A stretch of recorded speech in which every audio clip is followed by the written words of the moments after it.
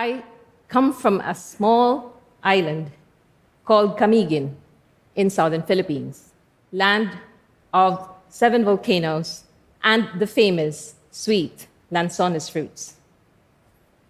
As a kid, I would go to the forest with my father, a healer. He would take me by the hand and whisper, "Tabiya po." Permit me to respect spirit, the majesty of giant trees. Often, he would look me straight in the eye and say, "Spirits, forests, lanzones, they nurture us. You nurture them back. You work with the people who know how." I share this pain now, seeing our world's tropical rainforest cut down, hearing the cry of our world's wildlife losing their habitats, listening to reports of forest guardians under threat. In 2020, over 200 indigenous and environmental defenders were lost. Illegal logging is linked to almost a third of these murders. With their deaths and the death of forests, something is also lost in us: our abilities to survive the climate crisis. Pressure is building. At COP26 last year, governments, NGOs, corporations all say yes to protecting forests and land rights and call on indigenous peoples, guardians of standing forests, for help. Finally, we all agree. We work with the people who know how, in my father's words. Over 20 years ago, in my own hometown in southern Philippines, indigenous peoples, activists, all put their own lives on the line as fighters. They protect their forests against illegal loggers, companies, and miners who want to take their land. My own fiancé, a brave indigenous young man, was killed in that fight. For years, I thought I was a coward. Unlike my fiancé, I chose the pen, not the gun.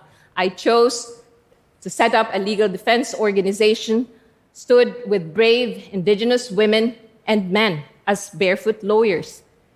I struggled between hope and fear when they asked, "Can we really trust the laws?" I barely had time to ponder. You see, when indigenous peoples, activists protested, they were tagged as communists. So we set up quick reaction teams to respond 24/7 to their legal needs. And this work led to the passage of an ancestral domain law in the Philippines that set up an Indigenous Peoples Commission and recognized 4 million hectares of ancestral land claims. This was shared to Indonesia's legal aid and legal rights defenders who worked and strengthened the Indonesia's Alliance of Indigenous Peoples, and they won their forest land rights case in court. Today, 476 million strong indigenous peoples look after 80% of our world's biodiversity. So I joined the tenure facility 5 years ago. Based in Stockholm, we finance mapping and legal defense of collective land rights so communities globally can protect themselves, protect forests, and protect nature. This is how we do it. We work with credible communities who are forest guardians, positioned to protect large tracts of tropical rainforest in the Amazon and Central America, Congo Basin, and tropical Asia. And in these countries, laws and policies already exist to recognize rights, but they're not implemented because communities and their partners in government lack support, funding, and capacity to turn this promise to reality. For example, in Panama, we assisted the Federation of Indigenous Peoples, CONAPIP, and their ally in government, and now they've recognized 200,000 hectares of their indigenous lands. And today they protect 1 million hectares of indigenous people's lands and forests. and they monitor it. In Liberia, we work with 24 customary communities and their allies in government and women land rights groups. And they now recognize and protect 600,000 hectares of their customary land and forests.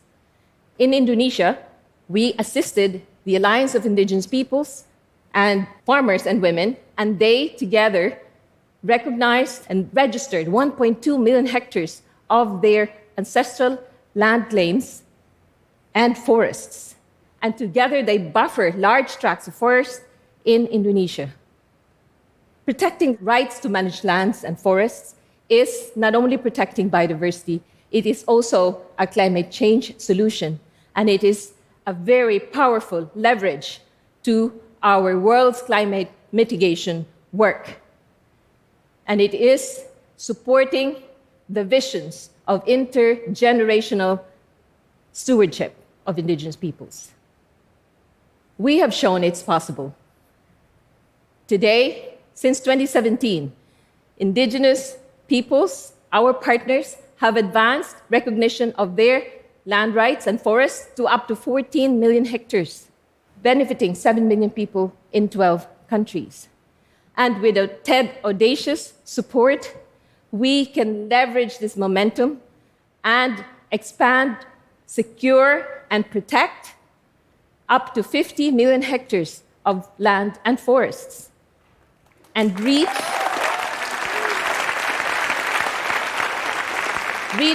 15 million forest guardians in the next 5 years. What we've learned is that when in the midst of environmental destruction, conflict, and criminalization, land tenure serves as a bridge.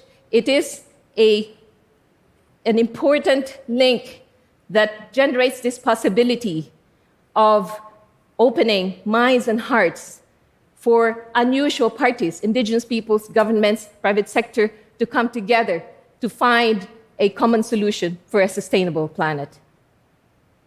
Already, with secure tenure, we see conflicts resolved, less deforestation, and most importantly, women. Women have increased support for their role as forest guardians, as holders of traditional knowledge, and as decision makers for land use, keepers of traditional knowledge.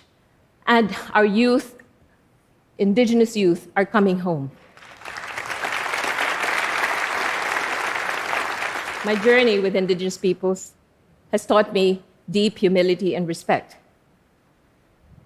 Knowing the dangers of protecting forests, they persist. They put their own families, their culture, their own lives on the line in order to secure our world's chance, your chance, my chance for a livable future. No one should have to die protecting forests. We all have a choice, all of us, to stand as allies, to protect the protectors of our future, to restore balance, to survive the climate crisis.